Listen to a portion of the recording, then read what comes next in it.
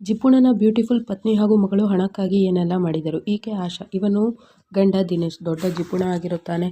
ಆಶಾಗೆ ವಿವಿಧ ಬಗೆಯ ಅಡುಗೆ ಮಾಡಿ ಸುಮ್ಮನೆ ಖರ್ಚು ಮಾಡುತ್ತಿದೆಯಾ ಎಂದು ಬೈಯುತ್ತಾನೆ. ಈಕೆ ಮಗಳು ಪ್ರಿಯಾ, ಪಲ್ಯ ತಿನ್ನದ ಮಗಳಿಗೆ ವೇಸ್ಟ್ ಆಗುತ್ತೆ ಎಂದು ಬಲವಂತ ಮಾಡಿ ತಿನ್ನಿಸುತ್ತಾನೆ. ನಂತರ ರಾತ್ರಿ ಮಲಗುವ ಮುನ್ನ ಇವತ್ತು ನನಗೆ ಮೂಡ್ ಬಂದಿದೆ ಎಂದು ಆಶಾಳನ್ನು ನೈಸ್ ಮಾಡಿ ಆಕೆಯ ಜೊತೆ ಸ್ವರ್ಗಸುಖ ಕಾಣುತ್ತಾನೆ. ರಾತ್ರಿ ಪ್ರಿಯಾ ಮಲಗಿರುವಾಗ ಅವಳ ರೂಮಿಗೆ ಅವಳ ಬಾಯ್ ಫ್ರೆಂಡ್ ಕುಮಾರ್ ಬರ್ತಾನೆ. ಇಬ್ಬರು ರೊಮ್ಯಾನ್ಸ್ ಮಾಡಬೇಕು. ಅಷ್ಟರಲ್ಲಿ ದಿನೇಶ್ ಬಾಗಿಲು ಬಡಿಯುತ್ತಾನೆ. ನಂತರ ರೂಮೆಲ್ಲ ಚೆಕ್ ಮಾಡ್ತಾನೆ. ಆದರೆ ಕುಮಾರ್ ಕಿಟಕಿಯಿಂದ ಆಚೆ ಅವಿತುಕೊಳ್ಳುತ್ತಾನೆ.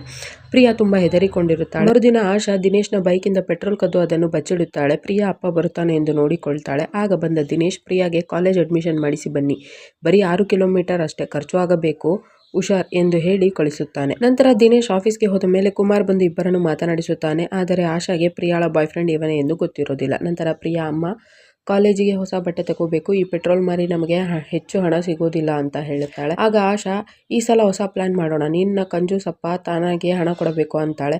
ಮರುದಿನ ದಿನೇಶ್ ಫೇಸ್ ವಾಶ್ ಮಾಡುವಾಗ ಪ್ರಿಯಾನಲ್ಲಿ ನೀರು ನಿಲ್ಲಿಸುತ್ತಾಳೆ. ಆಗ ಆಶಾ, ಮೋಟಾರ್ ಕೆಟ್ಟು ಹೋಗಿದೆ, ರಿಪೇರಿ ಮಾಡಿಸಬೇಕು ಅಂತ ದಿನೇಶ್ಗೆ ಸುಳ್ಳು ಹೇಳ್ತಾಳೆ. ನಂತರ ದಿನೇಶ್ 5,000 ಹಣ ಕೊಟ್ಟು ಎಲ್ಲ ರೆಡಿ ಮಾಡಿಸು ಎಂದು ಹೇಳಿ ಆಫೀಸ್ಗೆ ಹೋಗ್ತಾನೆ. ನಂತರ ಇಬ್ಬರು ಖುಷಿಯಾಗುತ್ತಾರೆ. ಶಾಪಿಂಗ್ ಹೋಗಲು ಇಬ್ಬರು ಮಾಡರ್ನ್ ಡ್ರೆಸ್ ಹಾಕಿಕೊಳ್ಳುತ್ತಾರೆ. ಆಗ ಪ್ರಿಯಾ, ಅಮ್ಮ ನೀನು ಇಷ್ಟು ಹಾಟ್ ಆಗಿದೆ, ಯಾರಾದರೂ ಶ್ರೀಮಂತನನ್ನು ಮದುವೆ ಆಗಬೇಕಿತ್ತು ಅಂತ ಹೇಳ್ತಾಳೆ. ಆಗ ಆಶಾ, ನಿಮ್ಮ ಅಪ್ಪ ಕೂಡ ದುಡ್ಡು ಇರೋನೆ, ಆದರೆ ಇಷ್ಟು ಕಂಜೂಸ್ ಅಂತ ನನಗೆ ಗೊತ್ತಿರಲಿಲ್ಲ ಅಂತಾಳೆ.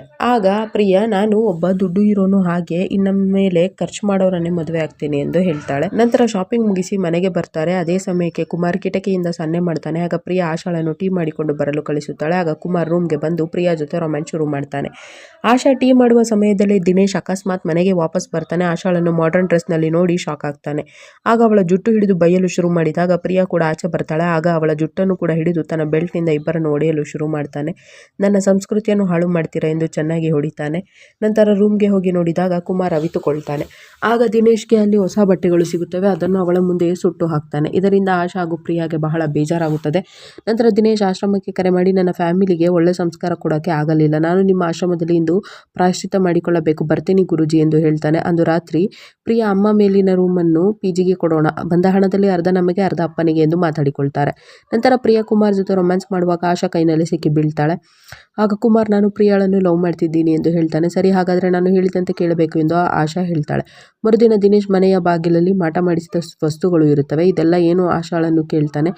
ಆಗ ಆಶಾ, ಹಲವು ದಿನಗಳಿಂದ ಯಾರು ಹೀಗೆ ಮಾಡುತ್ತಿದ್ದಾರೆ ಎಂದು ಹೇಳ್ತಾಳೆ. ಆಗ ದಿನೇಶ್, ಗುರೂಜಿಯನ್ನು ಮನೆಗೆ ಶಾಂತಿ ಪೂಜೆ ಮಾಡಲು ಕರೆಸುತ್ತೇನೆ. ಆಗ ಗುರೂಜಿ ಮೇಲಿನ ರೂಮ್ನಲ್ಲಿ ದುಷ್ಟಶಕ್ತಿ ಇದೆ, ಅದನ್ನು ಖಾಲಿ ಬಿಡಬೇಡ, ಯಾರಾದರೂ ಒಳ್ಳೆ ಸ್ಟೂಡೆಂಟ್ ಇದ್ದರೆ ಅವನಿಗೆ ಬಾಡಿಗೆಗೆ ಕೊಡು ಎಂದು ಹೇಳ್ತಾನೆ. ಆಗ ಗುರೂಜಿಯನ್ನು ನೋಡಿ ಆಶಾ ಸ್ಮೈಲ್ ಮಾಡ್ತಾಳೆ. ಏಕೆಂದರೆ ಆಶಾ ಈ ಪ್ಲಾನ್ ಮಾಡಿ ನೀನು ಕಡಿಮೆ ಬಾಡಿಗೆಗೆ ಒಪ್ಪಿಕೊಂಡು ನಮಗೆ ಮಿಕ್ಕ ಹಣವನ್ನು ಕೊಡಬೇಕು ಎಂದು ಕುಮಾರ್ಗೆ ಮೊದಲೇ ಹೇಳಿರುತ್ತಾಳೆ. ನಂತರ ಗುರೂಜಿ ಭೇಟಿ ಮಾಡಿ ಈ ರೀತಿ ಸುಳ್ಳು ಹೇಳುವಂತೆ ಒಪ್ಪಿಸಿರುತ್ತಾಳೆ. ಮರುದಿನ ಕುಮಾರ್ ಪೂಜೆ ಮಾಡೋದನ್ನು ದಿನೇಶ್ ನೋಡ್ತಾನೆ.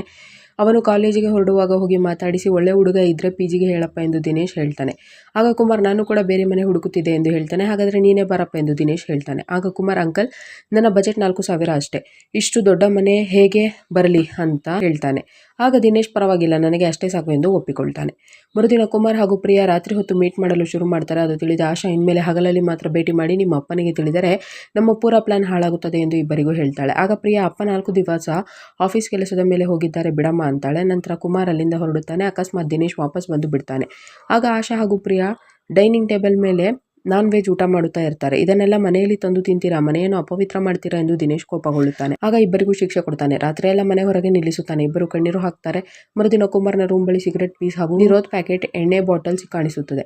ಆಗ ದಿನೇಶ್ಗೆ ಅನುಮಾನ ಬರುತ್ತದೆ. ಕುಮಾರ್ ಆತಂಕ ಪಡುತ್ತಾನೆ. ನಂತರ ದಿನೇಶ್ ಆಫೀಸ್ಗೆ ಹೊರಟು ಮತ್ತೆ ವಾಪಸ್ ಬಂದು ಮನೆಯ ಹತ್ರ ಕದ್ದು ನೋಡುತ್ತಾನೆ. ಆಗ ಪ್ರಿಯಾ ಮೆಲ್ಲನೆ ಕುಮಾರ್ನ ರೂಮಿಗೆ ಹೋಗಿ ರೊಮ್ಯಾನ್ಸ್ ಮಾಡಲು ಶುರು ಮಾಡ್ತಾಳೆ. ಅದನ್ನು ದಿನೇಶ್ ರೆಡ್ ಹ್ಯಾಂಡ್ ಆಗಿ ಹಿಡಿಯುತ್ತಾನೆ.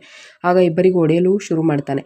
ಆಗ ಆಶಾ ಇಬ್ಬರ ಲವ್ ವಿಷಯ ಹೇಳ್ತಾಳೆ. ಆಗ ದಿನೇಶ್, ಓಹೋ, ನನ್ನ ಹತ್ರನೇ ಮುಚ್ಚಿಟ್ಟಿದೆ ಎಂದು ಆಶಾಗೆ ಹೊಡೆದು, ನೀವು ಈ ನಗರದಲ್ಲಿ ಇರಲು ಲಾಯಕ್ಕಿಲ್ಲ, ನಿಮ್ಮ ಹಳ್ಳಿಗೆ ಹೊರಟು ಹೋಗಿ ಗದ್ದೆ ಕೆಲಸ ಮಾಡಿ, ಆಗ ನಿಮಗೆ ಬುದ್ಧಿ ಬರುತ್ತದೆ ಎಂದು ಹೇಳ್ತಾನೆ. ಆಗ ಆಶಾ, ಪ್ಲೀಸ್ ಬೇಡ ರೀ, ನಮ್ಮನ್ನು ಹಳ್ಳಿಗೆ ಕಳಿಸಬೇಡಿ ಎಂದು ಬೇಡಿಕೊಳ್ಳುತ್ತಾಳೆ. ಆಗ ದಿನೇಶ್, ಈ ಮನೆಯನ್ನೇ ಮಾರಿ ಪೂರ ಹಣವನ್ನು ಗುರೂಜಿ ಆಶ್ರಮಕ್ಕೆ ದಾನ ಮಾಡ್ತೀನಿ ಎಂದು ಹೇಳ್ತಾನೆ. ಅಂದು ರಾತ್ರಿ ದಿನೇಶ್ ಮಲಗಿದ್ದಾಗ ಕುಮಾರ್ ಹಾಗೂ ಗೆಳೆಯನನ್ನು ಮಂಕಿ ಕ್ಯಾಪ್ನಲ್ಲಿ ಕರೆಸಿ ದಿನೇಶ್ನನ್ನು ಹಿಡಿಸುತ್ತಾಳೆ. ಆಗ ಆಶಾ, ನೀನು ನಮ್ಮ ಸ್ವತಂತ್ರವನ್ನು ಕಿತ್ತುಕೊಂಡು ಪ್ರಾಣಿಗಳಂತೆ ನಡೆಸಿಕೊಂಡೆ, ಖರ್ಚಿಗೂ ಹಣ ಕೊಡಲಿಲ್ಲ ಎಂದು ಹೇಳ್ತಾಳೆ. ಆಗ ಪ್ರಿಯಾ, ನಮ್ಮನ್ನು ಹಳ್ಳಿಗೆ ಕಳಿಸುತ್ತೀಯಾ, ಇವನ ಕತೆ ಮುಗಿಸಿ ಅಂತಾಳೆ. ಆಗ ಕುಮಾರ್ ದಿನೇಶ್ನ ಕೊಲೆ ಮಾಡುತ್ತಾನೆ. ಆಗ ಆಶಾ ಹೊರಗಡೆ CCTV ಕ್ಯಾಮೆರಾ ಇದೆ, ಅಲ್ಲಿಂದಲೇ ತಪ್ಪಿಸಿಕೊಳ್ಳಿ, ಪೊಲೀಸರು ಕಳ್ಳರು ಬಂದಿದ್ರು ಅಂತ ಅಂದುಕೊಳ್ಳಬೇಕು ಅಂತ ಹೇಳ್ತಾಳೆ. ನಂತರ ದಿನೇಶ್ ಸತ್ತ ಮೇಲೆ ಆಶಾ ಹೊರಗೆ ಬಂದು ಕೂಗಾಡುತ್ತಾಳೆ. ಆಗ ಜನರು ಬಂದು ನೋಡಿದಾಗ ದಿನೇಶ್ನ ಬಾಡಿ ಪಕ್ಕ ಪ್ರಿಯಾ ಕೂಡ ಶಾಕಿಂದ ಕೂತಿರುತ್ತಾಳೆ. ಮರುದಿನ ದಿನೇಶ್ನ ಶೋಕ ನಡೆಸುತ್ತಿರುವಾಗ ಏನಿದು ಇನ್ನೂ ಕುಮಾರ್ ಬಂದಿಲ್ಲ, ಅವನ ಫೋನ್ ಕೂಡ ಸಿಗುತ್ತಿಲ್ಲ ಎಂದು ಪ್ರಿಯಾ ಹೇಳ್ತಾಳೆ. ಆಗ ಪೊಲೀಸರು ಬಂದು ಇಬ್ಬರನ್ನು ಅರೆಸ್ಟ್ ಮಾಡ್ತಾರೆ. ಕುಮಾರ್ನ ಬೈಕ್ ನಂಬರ್ CCTVಯಲ್ಲಿ ಸೆರೆಯಾಗಿತ್ತು. ಇಂದು ಅವನನ್ನು ಅರೆಸ್ಟ್ ಮಾಡಿ ರುಬ್ಬಿದಾಗ ನಿಮ್ಮ ಬಗ್ಗೆ ಎಲ್ಲವನ್ನೂ ಬಾಯ್ಬಿಟ್ಟಿದ್ದಾನೆ, ನೀವೇ ಅವನಿಗೆ ಸುಪಾರಿ ಕೊಟ್ಟಿದ್ದೀರಾ ಎಂದು ಹೇಳಿ ಎಳೆದುಕೊಂಡು ಹೋಗುತ್ತಾರೆ. ಕತೆ ಇಲ್ಲಿಗೆ ಮುಗಿಯುತ್ತದೆ. ಈ ವಿಡಿಯೋವನ್ನು ಪೂರ್ತಿ ನೋಡಲು ದಂಗಲ್ TV ಚಾನೆಲ್ನಲ್ಲಿ ಪಾಪ ಎಂದು ಹುಡುಕಿ ನೋಡಬಹುದು.